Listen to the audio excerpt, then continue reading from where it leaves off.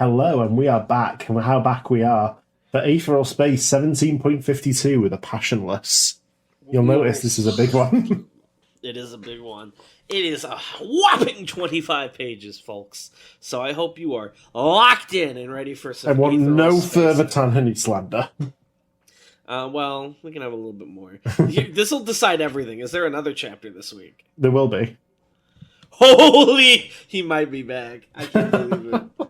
We haven't seen writing this It's also does come in the news that I am going on vacation this week. So this is like when you take the dog out for a nice trip. It's gonna be okay. I'm canceling Aetheral Space to make a new SCP. It's fine. Well, who gives a shit? Let's enjoy what we have. Tony, why are you green? It's okay. I'm green. WD Greenstein. Day 5. It was quiet on Nermut that night. It was always dark, but tonight the shroud of dark felt particularly heavy, as if at any moment the ships above Zepan could collide with the firmament and be obliterated. Not a whisper broke the silence, not a spark disrupted the gloom. Not outside Zepan, nor within. Everyone could feel it, a second heartbeat, layered under their own. The sinister drums of imminence. Something was about to begin. Everything was about to begin. That certainty crawled up the throat as nausea. Someone somewhere took a deep breath. 5. Electric voices mingled in the air. Dirge Avoe, ready for invasion. Wrath of Margalata, ready for invasion. Dreamer Zero, ready for invasion. Last Light, ready for invasion. Skybreaker, ready for invasion. Are these all the cool names you thought of that you didn't have to use anywhere else? These are ships. These are ship names. Yeah. Fourth Trumpet, ready for invasion. Alexander, ready for invasion. Thinker's Comet, ready for invasion. Wasn't that the ship that the lion? Yeah, that's the one they took to come here, the UAV. Holy. 4. Zepan was far from blind. Within its walls, the preparations for the final war had long since been executed. Across the wards, houses and public buildings had sunk below the ground, the populace spirited away to a claustrophobic safety. The words of a would-be god echoed across the empty city on loop. Stand proud, be strong, fear not. You are the chosen people, after all. You are of Zepan. 3. Dreams and missions and directives and desires all crawled through the air, too. They were here to save the Supreme. They were here to kill the Supreme. They were here to capture the Supreme. They were here to stop Zephyr Pandershi. They were here to protect Zephyr Pandershi. They were here to take Zepan for themselves. They were here to defend their homes. They were here to create a god. They were here to beckon an enemy of humanity. They were here to ensure a future. They were here to turn back the hands of time. They were here. They were here. They were here. 2. 3 men strode across the hull of the Alexander.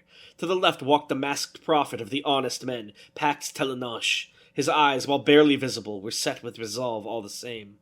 To the right was the clown of the supremacy, Wu Ming. Though monochrome as he now was, he seemed more a mime than a clown. Only a small tuft of his hair cycled through the vibrant colors of the rainbow. And in the front, Ascendant General Alexandrius Toll marched. His expression was set like a mountain, his fists tight like steel. All around him his aether crackled through the air in clean geometric lines. 1. He looked over his shoulder, down at his subordinate. Pax nodded in response. Everything was in place. Turning back, gaze fixed on the red dome below, Toll brought his arms together. The flashing of his aether grew brighter, brighter, brighter, until it was like a signal flare. Pax brought down a sun filter over his mask. Wu Ming wove secondary eyelids. 0. Day 6. And Alexandrius Toll spoke. Sevenfold serpents, Ragnarok. Aetheral Space, 17.52. The Passionless. Ragnarok. That word held a special meaning in the Supremacy, especially among those with connections to the military. Ragnarok was the volcanic planet that was home to the Supremacy's most brutal and arduous training camp. It was said that recruits that went to Ragnarok came back either as legends in the making or as ashes. That image, that ideal, had soaked into the culture of the supremacy. To the people, the word Ragnarok was synonymous with the idea of a crucible, the application of almighty pressure, sufficient to forge strength from the most feeble of materials. I assume of materials. Yes. Or, of course, to utterly destroy them. 7 serpents of water burst out of Toll's left arm. 7 serpents of flame burst out of Toll's right arm. 7-fold serpent tsunami and 7-fold serpent inferno. These were the personal combat abilities that Toll would use when entering battle personally. But battle was not war. When it came to waging war, nothing but Ragnarok would do. The 14 serpents flowed through the air, their heads colliding as one to form a swirling singularity. There was a boom like a cannon going off, like 1,000 cannons going off. Waves of pressure blasted out from the mingling serpents, again and again, like a quickening heartbeat. Pax and Wu Ming were able to fix themselves in place, but if not for the magnet boots Toll was wearing, he surely would have been sent flying off the ship's hull. After all, Ragnarok was not an ability that came without risk. While it was active, Tsunami and Inferno were sealed away, but more than that, it reduced Toll's bodily infusion to barely the level of an ordinary soldier. As long as he was operating Ragnarok, he thoroughly occupied the role of one who was to be protected. All that in exchange for the mightiest of artillery. The 14 serpents became one. With a final blast of bone-shaking pressure, the divine progeny of Tsunami and Inferno lunged up into the night. A great cobra of molten rock and lava, nearly a match for the Alexander itself in size. As it came into this world, it snapped its stone jaws open in a world-burning roar, one hot enough to incinerate any normal humans nearby. Even at a distance, even as Ragnarok's creator, Toll's brow poured with sweat. It was taking everything he had just to keep Ragnarok under control, to even keep it in the contained form of a snake. This was not a power that was meant to be restrained. Slowly, with great effort, Toll brought his head down to look at Pax. The honest man nodded. The go-ahead. Alexandrius Toll brought down Ragnarok. Zepan's shield was truly a wonder of the world. The final church had run countless simulations with their conventional weapons, coming up short each time. Even as monstrously powerful as Ragnarok was, it ordinarily wouldn't be able to put a scratch on the barrier. That was why Toll had reached beyond the boundaries of the ordinary for this engagement. Pax took a step forward, extending his palm. Toll knew that, under the mask, the young man was certainly exhausted. After all, he'd spent the entire night suffusing an amplified form of his Deathmark's ability throughout Zepan's barrier, inviting disaster upon it. And now, as Pax closed his fist, he concentrated all of that misfortune onto a single point, the very spot that Ragnarok was now descending upon. Nermut had no sun, and so Nermut had no day. But in the moment that Ragnarok collided with the barrier, each and every soldier present bore witness to a writhing dawn. Their shadows stretched behind them, impossibly long, each and every set of eyes squeezed shut reflexively, so when it happened, they could only hear it. They could only hear Zepan's barrier deactivate. Wu Ming kicked off the Alexander's hull immediately, becoming a rainbow lance that blasted through the space the barrier had previously occupied. He had chosen his moment well. The second after he cleared the city ring, impossibly strong and impossibly fast, the Crimson Barrier was already beginning to flicker back into operation. If that barrier came back up, it would never go down again. Zephyr Pandershi would concoct and deploy a countermeasure to Deathmarks before the hour was done. Such was the terror of a genius. So, Jabrahar's witness would simply not allow the shield to fully fall. She flew high in the sky, held aloft by her spindly guardian entity, held into her arms as it flapped a great pair of white-feathered wings. She looked down at the flickering red barrier, I lost my place, watching dispassionately as its reassertions grew more frequent. The moment would have to be perfect. She reached out with a hand holding an intricately carved shepherd's crook, the proof of honest toil, a priceless relic of the final church. It dissipated in the crimson aether as Jebraharza gently released it from her grip, recorded and instantly deleted, history irreversibly erased in an instant. All great deeds required sacrifice. Again and again the barrier flickered, on, off, on, off, on, off! Jebraharza's pupil shrunk to pinpricks. The perfect moment had come. As such, she commanded the world. God damn! A pillar of pure force came down from the heavens, the size of a skyscraper, and intersected with Zepan's barrier at the very instant it fully reactivated. Lightning, fire, explosion. Within that strike, all forms of catastrophe were quantified and consolidated. For a brief instant, the world entire seemed black and white, all shapes reduced to the scratchiest of impressions by the devastation of light. The red wall pushed the chaos away. The attack was dispersed, a shockwave of force scouring in every direction, but the barrier suffered greatly for it. Even though it now stood anew, it was fuzzy and patchy, its crimson surface wavering, in short, far from impenetrable.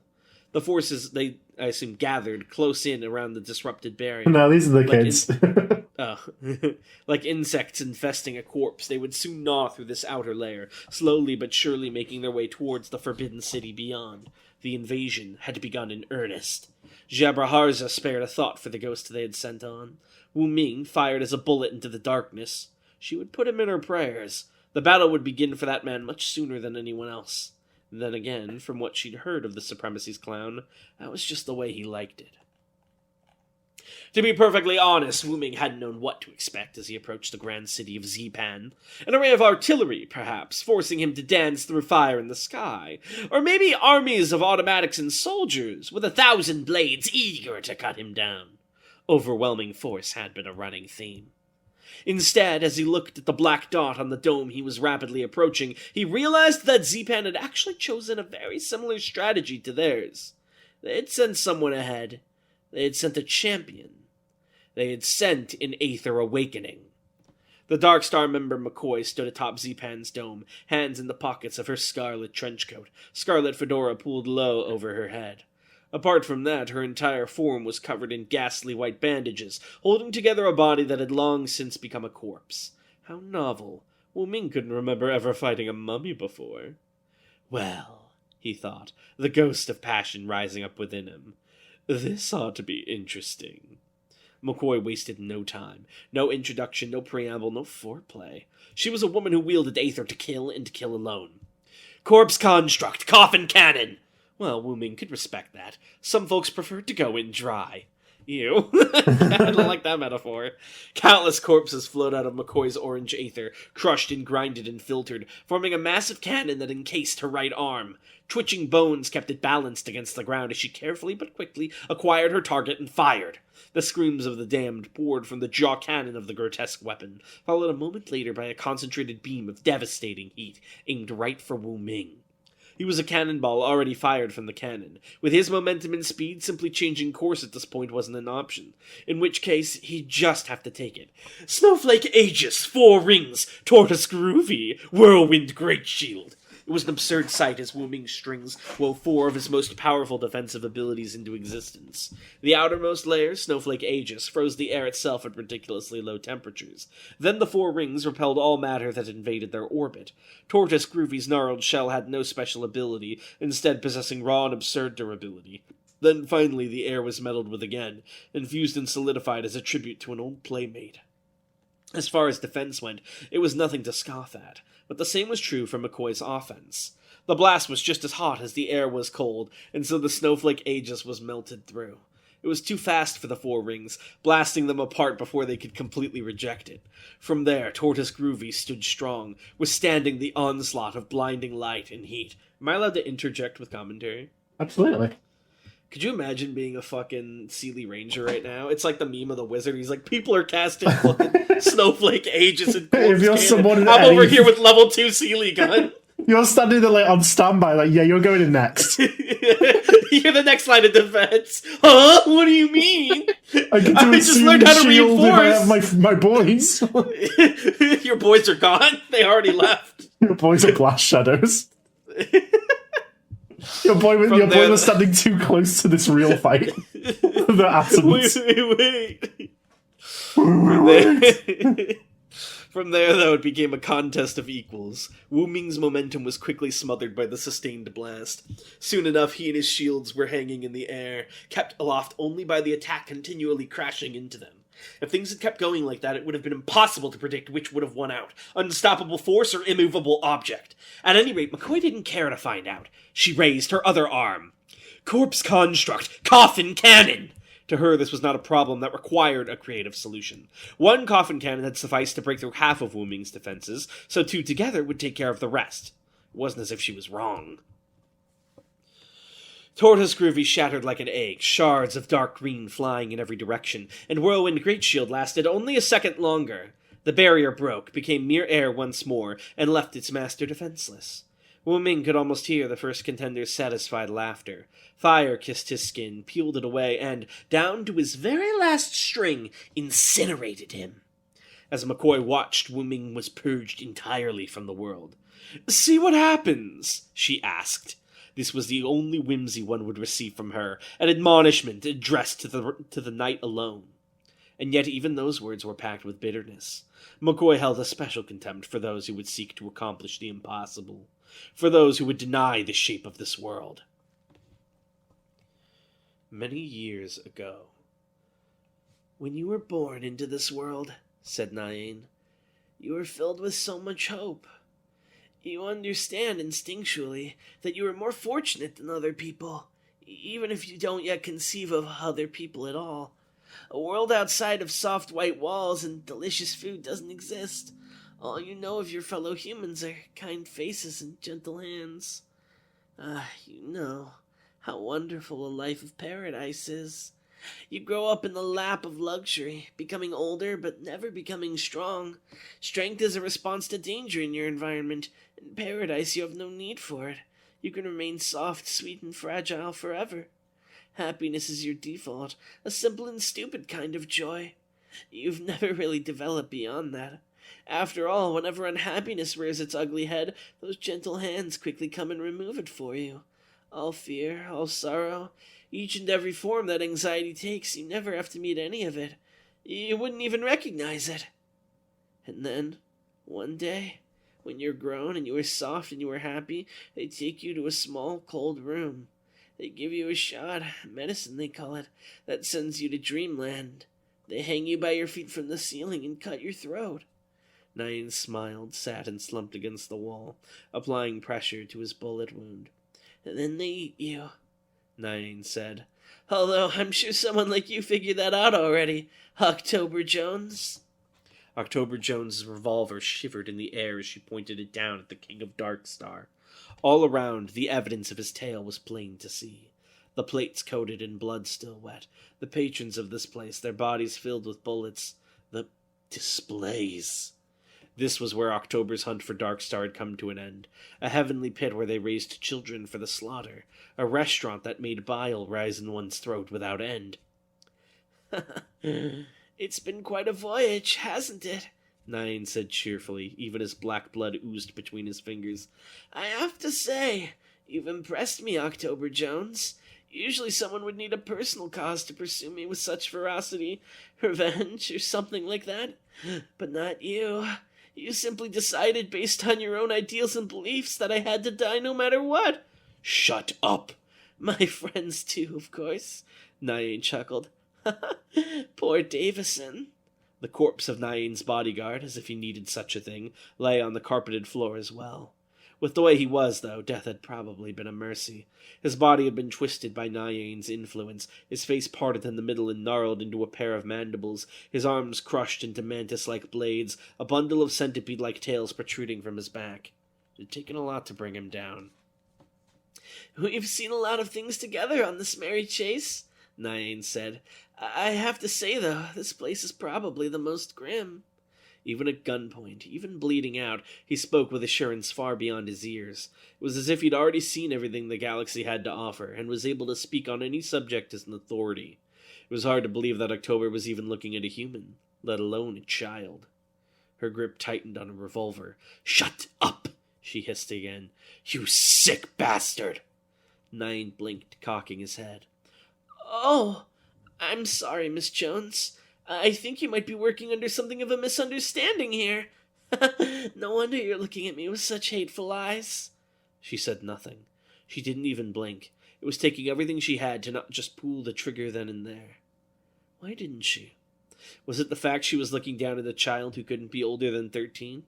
Was it her actually wanting to hear what he had to say?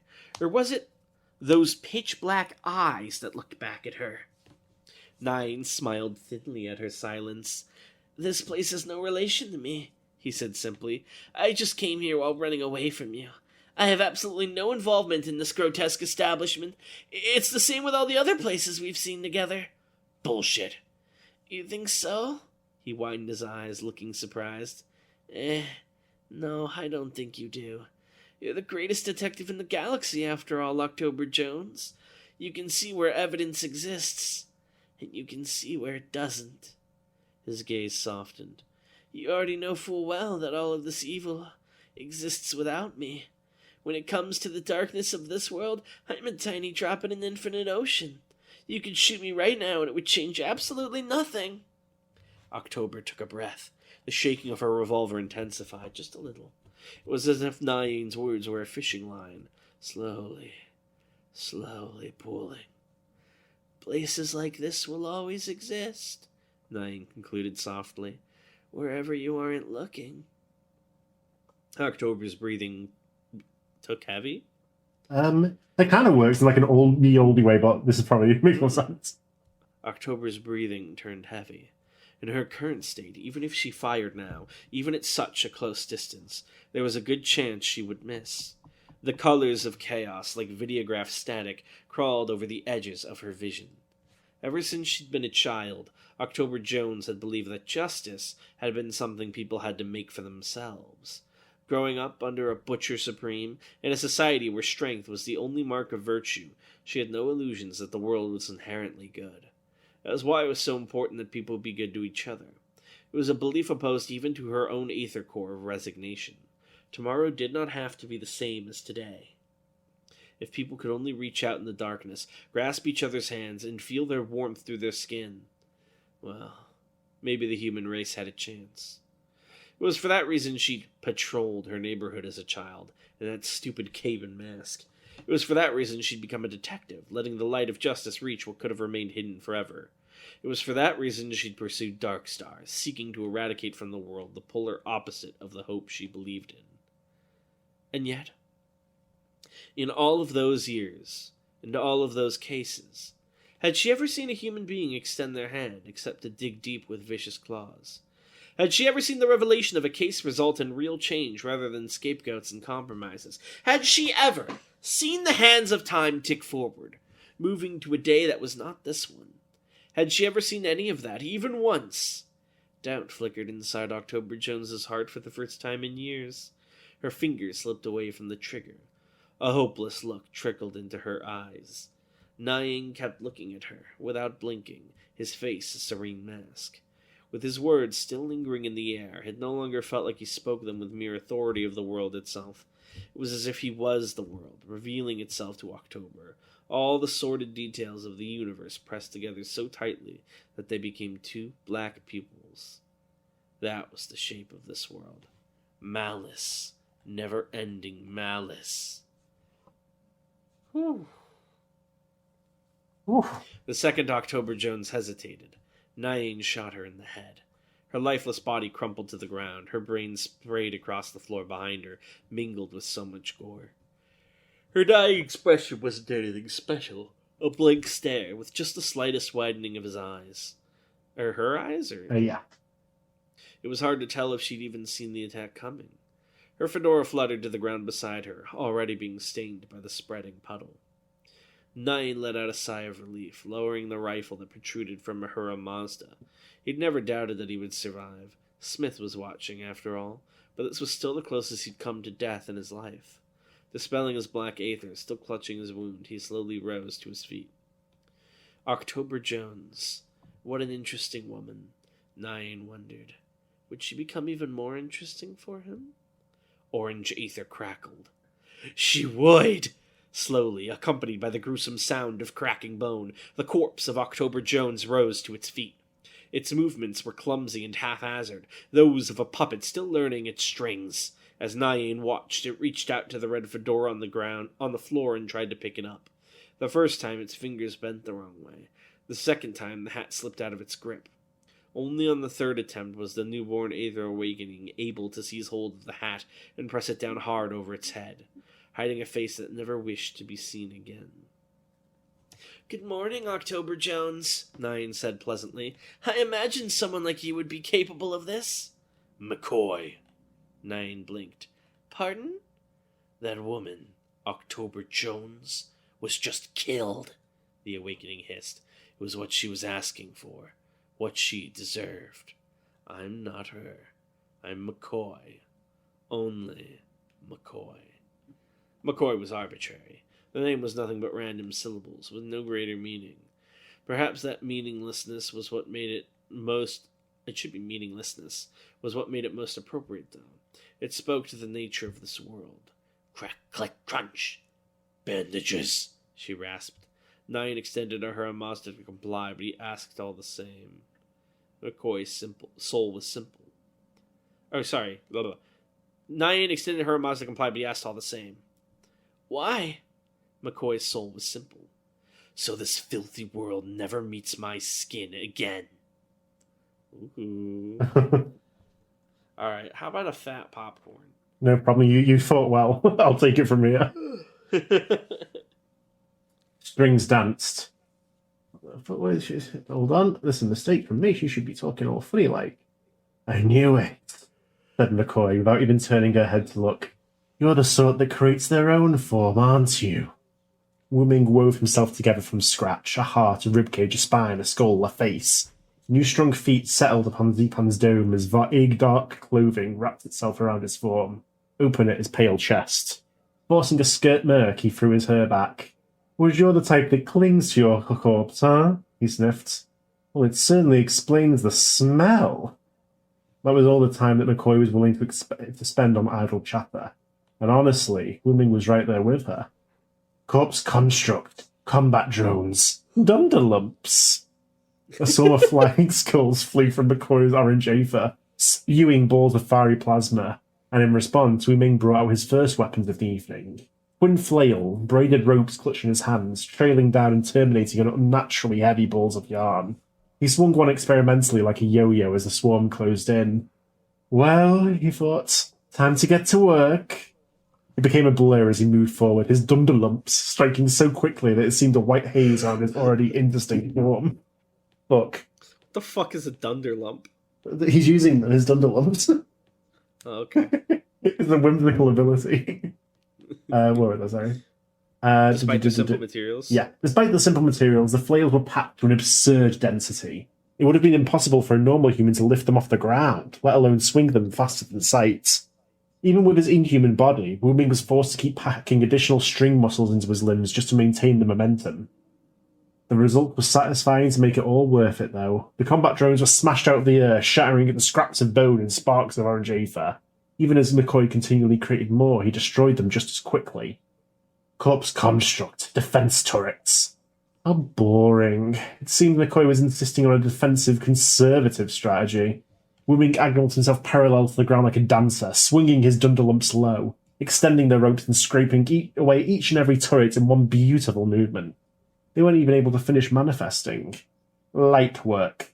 If McCoy wanted to overwhelm him, she'd have to do better than bang, bang, bang. Wu-Ming blinked, looking down at his severed arm. Oh, he said. You baited me. Smoke poured from the barrel of McCoy's revolver. By providing an irresistible target in the form of turrets, she'd forced Wu-Ming to commit to a motion that would leave his arm exposed, creating an opening she could exploit. From there, it had been child's play for her. To be honest, he was a little embarrassed that he'd fallen for it. Honestly, where was his head at? Something to worry about later, or maybe never. Wu-Ming's black eyes flicked over to that rusty revolver. It was no coffin cannon, but it still clearly packed a punch. Most likely it was a naturally occurring aether armament, empowered by repeated infusion. So long as he took it into account, though, it wasn't something to worry about. That's a 6-shot, right? He said, spinning his remaining dundalump to deflect any further bullets. 3 shots left, then. Think he'll use them wisely? When McCoy spoke next, Wu-Ming swore he could hear the smirk in her voice. Corpse construct. Bullets. Bang, bang, bang, bang, bang, bang, bang, bang, bang, bang, bang, bang, bang. Wait a minute. Continue. It was an elegant solution to the problem he'd introduced. McCoy had set her ability to continually create bullets from her storehouse of corpses. The moment she fired one from a revolver, a new one would immediately manifest to replace it. As a result, she could just keep on continually firing, never running out of ammo or even needing to reload. Bent casings flew back without end. Wu-Ming spun his dundalump so quickly it looked like a solid white disc, but he'd been prepared for the tempo of a pistol, and this was something more akin to a machine gun. His remaining arm was soon shredded away, his dundalump flying off into the distance. He didn't allow himself that moment of dismay, though. The armless Wu-Ming spun as he leapt into the air, flipping over McCoy to get behind her. As he flew, he saw her throw her free hand out to the side. He'd anticipated his attempt at a rear attack and was ready to manifest a new weapon in response. The shape of his blow would dictate the form of her rebuttal. That was universal, the violent intercourse between two souls. Well, he wouldn't disappoint her. Wu Ming was not a selfish fighter. Ah, Satan set! The black blanket of Wu Ming's cloth armor wrapped around his body, the skull pulled taut over his face. Immediately, he felt his strength and speed swell. Even if he was reduced to just his legs, a good kick would be enough to split even a sturdy body in half. Wu Ming landed, lunged in, and stepped into his enemy's trap. Wu Ming's free hand had curled into a fist. She had summoned no new weapon. She hadn't even brought her revolver around, or to face him. There was no need for her to. After all, her preparations were long since complete. Each time McCoy had fired her revolver, each time her ability had exchanged a bullet, the casing of the previous one was ejected from the firearm. Now those casings held a large pile under Wu Ming's feet. A large pile, crackling with bitter orange aether. It was the valid vector for McCoy's ability. Corpse construct. Coffin cannon. The massive barrel of the weapon rose from the ground and fired in the same instant, bypassing Wu Ming's bedsheet armor from below. It was like an animal struck in its soft underbelly. For the second time that day, Wu Ming was eradicated from this world. He returned 3 seconds later. "You're really giving me some trouble here," he said, reappearing, lips first. "You've got to realize, though, this battle isn't exactly fair for you." Surprisingly, McCoy actually responded, regarding the clown of the supremacy with curiosity. He stepped back into full being. "How's that?" "Well, I said so before, didn't I?" Wu Ming raised his hands. "You're the kind of awakening that's attached to its former body. I bet if that body's destroyed, you're gone for good, right? There's no reason for me to answer that." "Whereas moi," Wu Ming planted a hand against his bare chest, "well, you've seen it for yourself. Even if you destroy my physical form, I can just make a new one lickety-split. It's not fair, right? I only need to win once, but you can win as many times as you want, and it won't mean anything." "Well," he grinned, "am I on the money?" To be honest, McCoy's response was kind of ambiguous. "Corpse construct. Kurojuzumaru." A bloody red katana manifested in McCoy's free hand, white, this should be white, I'm pretty sure, I don't know what I did, he says. White vein-like markings coating the blade. A chain of black beads swung from the hilt. It was hard to tell if it was because it was a corpse replica, or if the original weapon would have had the same effect, but just looking at it put a pit in one's stomach. Kurojuzumaru, repeated McCoy, pointing the sword at adversary. The work of a monk who aspired to the title of swordsmith. He violated his daughters, butchered their bodies, and melted their remains down to forge this blade. Wu Ming forced a smirk. "There's always a story, huh?" 2 slashes, smooth as silk. McCoy had seemed at first a gunslinger, but now Wu Ming could see that she was clearly a swordswoman too. He only realised his hand had been cut a second after the fact, and as he darted backwards, the tiny gashes were already turning a crusty black. Instinct drove him to the correct course of action immediately. Lengthwise guillotine. Fresh silver strings cleanly severed Wu Ming's hand at the wrist, and it was a good thing they did. A second after they were sliced away, the hands erupted into dark structures of chaotic edges, slamming into the ground with newfound weight. McCoy was gone. Kurojuzumaru emerged from Wu Ming's chest, cleanly plunged through his back. This enemy became more impressive all the time. In the split second Wu Ming could be distracted, McCoy had completely erased her presence, relocated behind him, and executed a flawless sneak attack. Even now, with her weapon actively impaling him, Wu Ming could barely even tell McCoy was there. It was a kind of skill born from immeasurable experience. "This sword perverts blessings," McCoy explained calmly, twisting the blade. "That which should help will instead hinder. The body you crafted to grant yourself form and grace will instead become a harmful, heavy burden." "Oh," Wu Ming chuckled. He never got the chance to finish his sentence. The entire body erupted into black shards, becoming a dark, misshapen statue. As McCoy pulled her blade free, that statue collapsed into rubble upon the ground. "I'll correct your misunderstanding while I'm at it." McCoy addressed the empty air, knowing full well it was listening. "It's far from impossible for me to win this fight. In fact, I'm much closer to killing you than you are to killing me." She turned, facing the aurora of rainbow aether a short distance away. Wu Ming's next body, already being born. She didn't even seem concerned. "Have you noticed?" McCoy asked. "Your last body was empty on the inside." The organs the others had were just props, but they spoke to an attention over detail you just can't seem to muster anymore. It's mental fatigue. The more times you smash your head against a brick wall, the more you recognize the fruitlessness. My route to victory is very simple, Wu Ming. All I have to do is kill you, and kill you, and kill you, and show you there was never any hope in this world at all. In one hand she raised her blade, in the other her gun. And then, she said, you can rest in peace. Lucky you. Popcorn. Boy! Tomfoolery barked, running as the wind. With me! The numbers from the Thinker's comment weren't enough to form an army, but they were certainly sufficient for a task force. That task force now rushed across Zepan's city ring alongside the final church's vanguard, leading the charge towards the city's great dome. They did not go unopposed. Hostile automatics were pouring out of the ground, placed there in advance like landmines, humanoid and tall, their mechanisms infested and enhanced by the dark liquid metal of temperance. As their ever-increasing numbers clashed against the final church forces, their electronic babbling cascaded through the air. Should I do this like 100 line? Yes. I want a balloon! Where's my daughter? It doesn't hurt. It doesn't hurt at all. I want to see the fish next. Let's all go together. Where's my daughter? It's got a few pages of that to be really. I haven't even accurate. played 100 line in months, and That it's one literally, voice line is still with me. it's seared in my brain forever. Where's my Props daughter? to that background voice. Where's my daughter? Mommy! Morganacht whipped his saber from its sheath, defending itself. People probably think we're insane if they don't know what we're talking about. Morganacht whipped his saber from its sheath, defending himself from the simultaneous assault of two enhanced automatics, repelling the rapid strikes from their respective spear and sword. These automatics were nothing to scoff at, but Morgan was painfully aware that they had yet to see any of Zepan's human forces. Not Seelie nor unseelie. Was Pandershi reluctant to send his people into the meat grinder? Or, more likely, did he have other plans for their deployment? As Morgan finally beheaded the second of his assailants, he was forced to retreat backwards. The liquid temperance underfoot suddenly shifting and swirling. Moving with a will of its own, the bog scooped up the bog?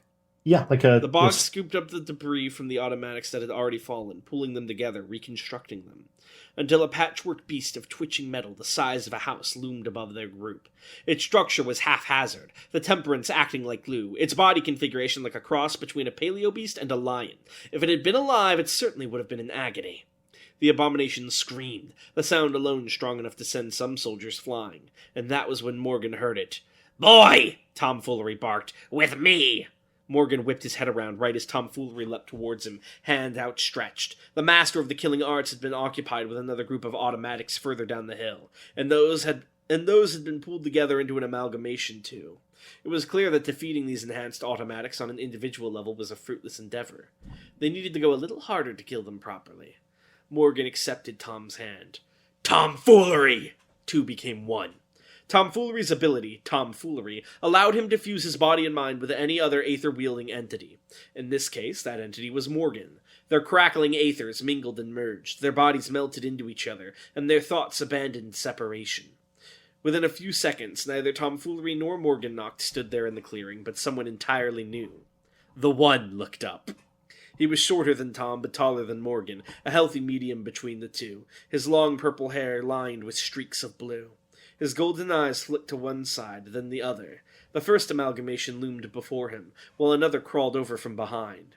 It was strange. Temperance was meant to be among the most mindless of the Arcana automatics, more function than a figment, but this behavior had clear intent behind it. Had Pandershi somehow directed it to behave like this? No matter. The One had other concerns right now. With one hand he readied his saber. With the other he clenched his fist. D-E! The One pushed his this is palm more like forward. D, actually, he's doing right now. Sorry. D! The One pushed his palm forward, and a reverberating shockwave blasted out from it, crashing into the first amalgamation and stripping the surface layer from its head, forcing it backwards. A second later he flipped his saber in his grip and whirled around, blocking an arm from behind that would have crushed him into pulp. Pushing against the second amalgamation with one hand, he pointed the other one forward. Fba! Solid smoke, like thousands of tiny white cubes hanging in the air, poured from the one's hand, blasting against the second amalgamation's body and pushing it up into the air. He clenched his fist for a second, ending the attack, then opened it into a flat palm again before even taking another breath. No movement wasted, no opportunity discarded. Killing arts, oxygen palm, A-E-E-E! He thrust his palm, a micro-movement, and a second later a massive handprint I can imagine that, crashed into the surface of the flying automatic. A second later there came another one, and another, and another. By the time the automatic reached the ground, little remained of it save even more gnarled wreckage. Lika! The edge of the one's blade glowed a bright orange, imbued with unnatural heat, and, without even looking, it sliced the first amalgamation into pieces. Quick work, if you knew what you were doing. It sheathed its sword, still looking into the distance. Fusion itself had fused with Morgan Noct's alphabet, granting the one the ability to merge various letters for combination abilities. Combined with tomfoolery's killing arts prowess and Noct's pre-existing sword skills, it made a force to be reckoned with. It was a little strange that Noct had so few letters in his disposal. What? But even those the one had access to gave it quite the arsenal to work with. That's so fun. Still, as it looked towards the dome of Zepan, as it looked at the barely visible rainbow light shining at the top of it, the thought that crawled forth came from only one half of its heart. Master? Blessed Bangles. Oh, sorry. Blessed Bangles! The name sucked, but Wu Ming had just the thing to counter this little threat. Thick loops of holy string wrapped around his forearms, illuminating the darkness above Zepan. He raised them in a boxing stance, and imagined what a clown would say. A peaceful rest sounds like the most boring thing there is, he grinned. I'd rather dance and dance until the end of time. McCoy sighed. Suit yourself. Oh no, he's pretending to be Wu Ming. He doesn't care anymore. What'd they do to him? He's not feeling it. Uh-oh. McCoy isn't even bolting her text anymore. She got tired, too. She came for him, murder blades screeching through the air. The series of slashes McCoy unleashed could only be described as an onslaught, a near-invisible sequence of strikes that even the finest of warriors would have been hard-pressed to avoid completely. Rib, armpit, thigh, eyeball. Black wounds were carved into Wu Ming's body one after another. But this time, the darkness did not spread. Wu Ming's bracelets flashed a bright white, and when the light cleared, the scratches were just scratches. New strings quickly filled in the gaps a few seconds later. Wu Ming remade his arms into blades of his own, and when McCoy struck next, he blocked. I see, McCoy said, unbothered. You understand that Kuro Juzumaru operates via an Aether virus. Those banks will save the state of your Aether during a safe period, then restores from that as soon as they detect the virus. Isn't that right? Wu Ming whistled. Wow, you figured it out just from that? You really are a great detective. Having heard that, McCoy's next attack was especially vicious. Even as he blocked the swing, Wu Ming was sent skidding back along the rooftop, sparks kicking up from his heels. McCoy discarded Kuro Juzumaru. With the virus neutralized, it was useless, and threw out her empty hand once more. Corpse construct! Hand grenades! As attacks went, this didn't have the grandeur of a named Aether armament, but there was no denying the effectiveness of a swarm of live grenades flying at you all at once. Explosions filled the air entire, scattering light all around, but Wu Ming was safe from it. After all, he had already evacuated that space. String theory, wormhole!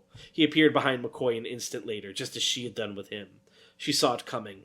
They both spoke at once. Der Freischütz! Corpse construct, der Freischütz! The barrel of Wu Ming's rifle was pressed against the back of McCoy's head. The barrel of McCoy's rifle, held backwards, was pressed under Wu Ming's chin. Slowly, they both began to laugh. You're bluffing, right? Wu Ming giggled incredulously. As are you, replied McCoy, a wry smirk audible in her tone. Both of them released their grip, the fool's rifles dissipating into nothing. Sparks of the rainbow, sparks of the inferno, both filled the air. Again their voices joined the myriad light. Corpse construct, Vadervake, Star Saber! A sword of black and a sword of white arcing through the air to collide. I don't know how to convey this emoji. Scary face. It's like a scare chord. Imagine it's a jump scare. I can't do that. Can you do the Five Nights at Freddy's screech? What? I go too high pitch. Mine doesn't register. Like that. Sure. Before a third blade came between them, a sword held by a gently smiling knight. One star's strike sent Wu Ming flying across the rooftop, but he quickly manifested a thunder lump to weigh himself down and land. Swinging his single flail, he took in the enemy forces. Now they were two. On one side, McCoy the Aether Awakening that had served as Dark Star's second-in-command for decades. A fine gunslinger and swordsman, as Wu Ming's countless wounds could attest. Not an enemy to be taken lightly. On the other side, One Star, the false paladin who had once served the most twisted supreme in history. With bloody blade in hand, he had stood by Henry the Glutton every step of the way, just as he did now for Zephyr Pandershi. Not an enemy to be taken lightly. "I've been dispatched to provide you aid, my lady," One Star said gallantly, eyes still closed as he nodded at McCoy. McCoy didn't even look at him. "I don't need your help. And yet, alas, I am here." Even if McCoy didn't need One Star's help, she seemed happy enough to accept it. She raised a revolver at Wu Ming, and One Star raised his sword. Clutching the thunder lump, Wu Ming licked his lips. 2 against 1, he chuckled. "Come on now, guys, you're spoiling me." "You fought extremely well, contender," One Star said mildly, with perhaps a trace of amusement at the title. Not as cool as sous chef, of course. Like, this is the new shit. You're that new stuff. "I hope you can take some solace in that fact, though you now die alone." Wu Ming moved his neck, his strings twanging like the cracking of joints. "Oh well," he said. "I always expected it would. He's not alone." He was hardly getting to finish any of his sentences today. A white mask floated in the darkness, and a second later Wu Ming realized that it wasn't darkness at all. It was fur. A huge black beast dropped out of the sky and onto the dome, claws digging into the metal. The mask, covered in black dots, turned to regard Wu Ming. "I'm from the church," it said, a voice reverberating. "I'm your backup." Wu Ming allowed his smile to return, waggling his eyebrows wildly. "Well, what do you know?" he laughed. "Looks like it's a fair fight after all."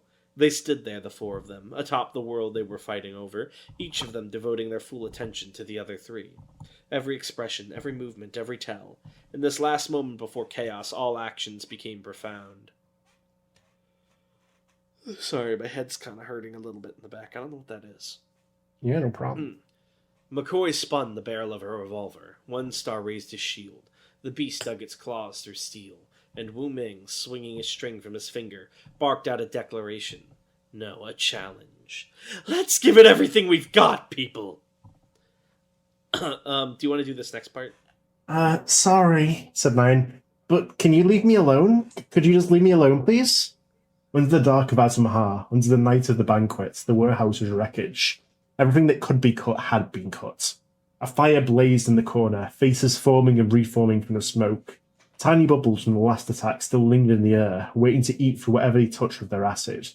In each and every corner of the would-be battlefield, discarded absurdities abounded. And Nine stood there, in the middle of Wu Ming's onslaught, utterly expressionless. Wu Ming said something. "Because there's no need for me to fight you?" Nine frowned. "It won't get me any of the things I want, and I doubt it even amuse me either." Wu Ming replied. "For fun? I can agree that fighting someone for a funny reason can bring you happiness, but that's not really the case with you and me. I mean, I don't even know you. You're Wu Ming, right? The guy?"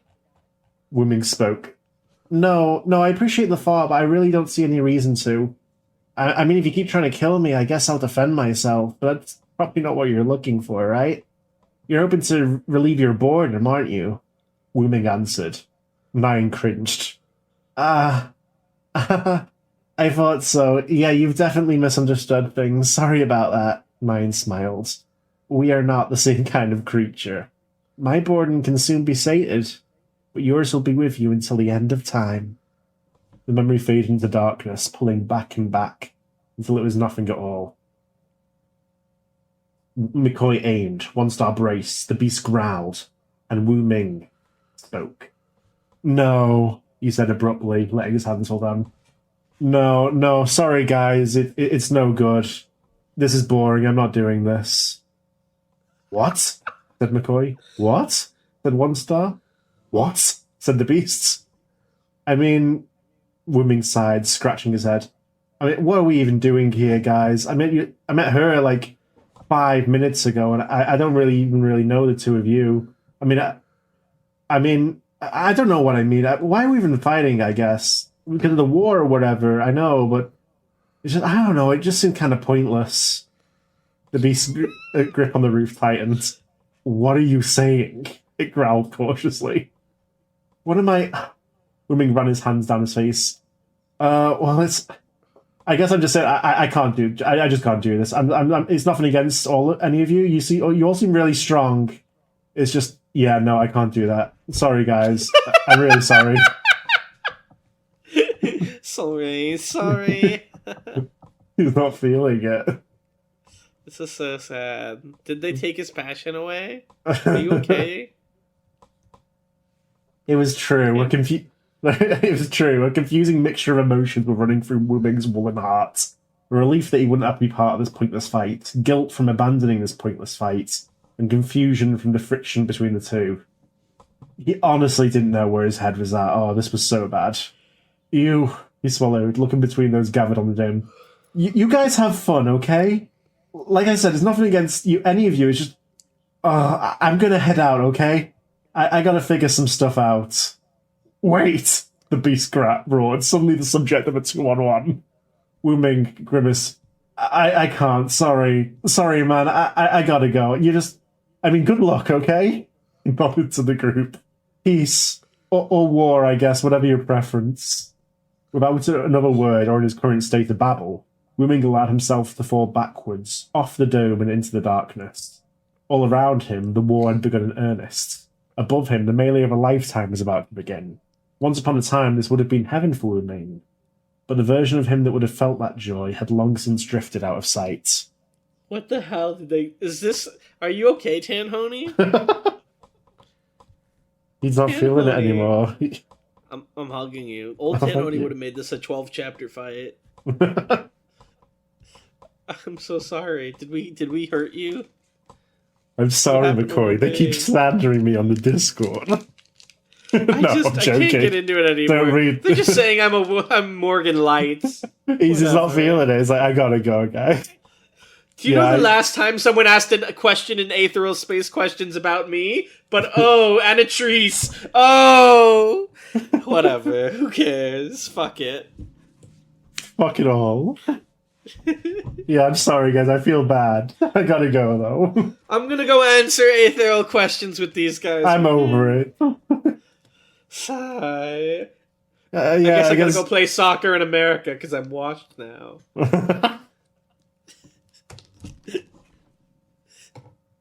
The concept of that. It's like, fucking, you're a supremacy contender and you go be a bodyguard in the UAP. You're not as good of a fighter anymore. Well, he's just as good. He's just not feeling it. Sigh.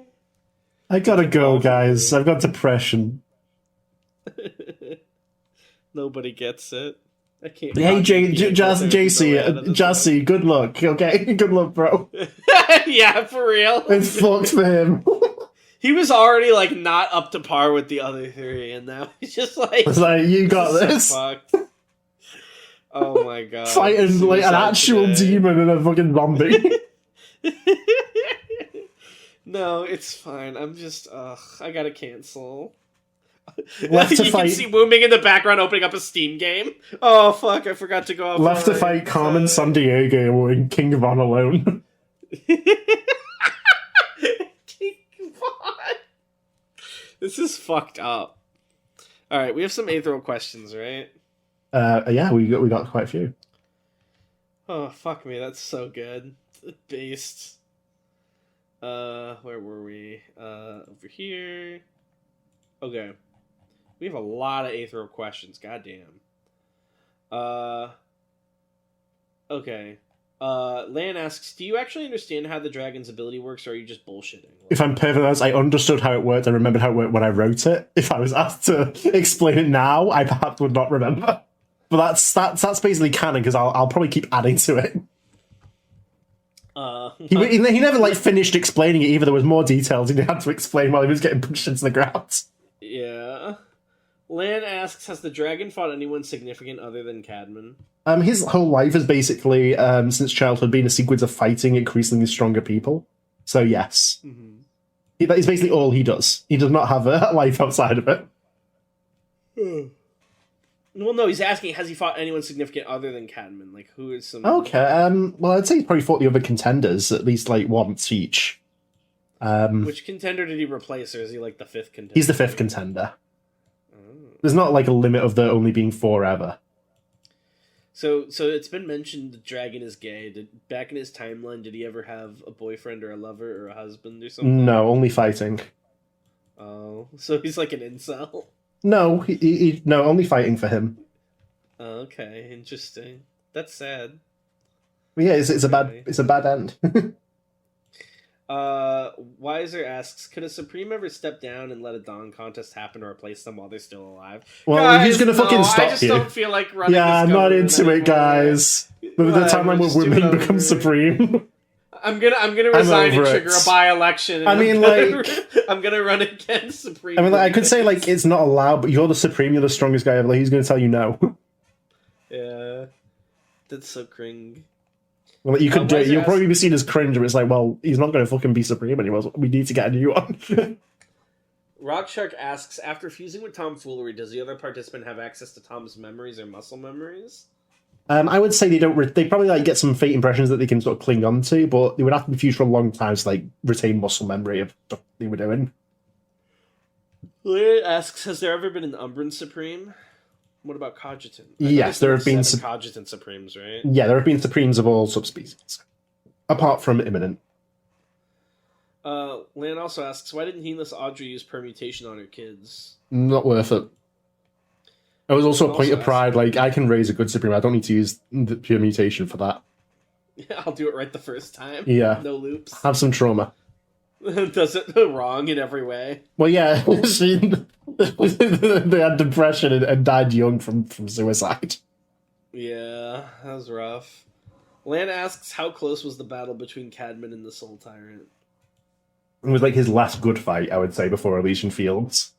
Who the fuck was the Soul Tyrant? The leader of the Kingdom Moon Cult. Alright, last Lan question, and we'll cap it here. And Lan asks, what happens if the last 2 Dawn contestants kill each other at the same time? Third place technicality, baby! Yeah, has that ever happened? Let's say it's happened once, but it was incredibly unpopular. Woo, woo, woo. I bet he was like a really sore loser about getting 3rd place, and then that happened. Yeah, it was like, woo! I am an honourable It just goes to show that luck is its own kind of strength, you know, guys? They call me the Lucky. That's not the He name. reinvented like his whole persona as like being based on luck. He has no luck powers. Yeah, he's like the kingdom of the force. He starts something like, when you go on the roulette, kid, always bet on the ace of spades.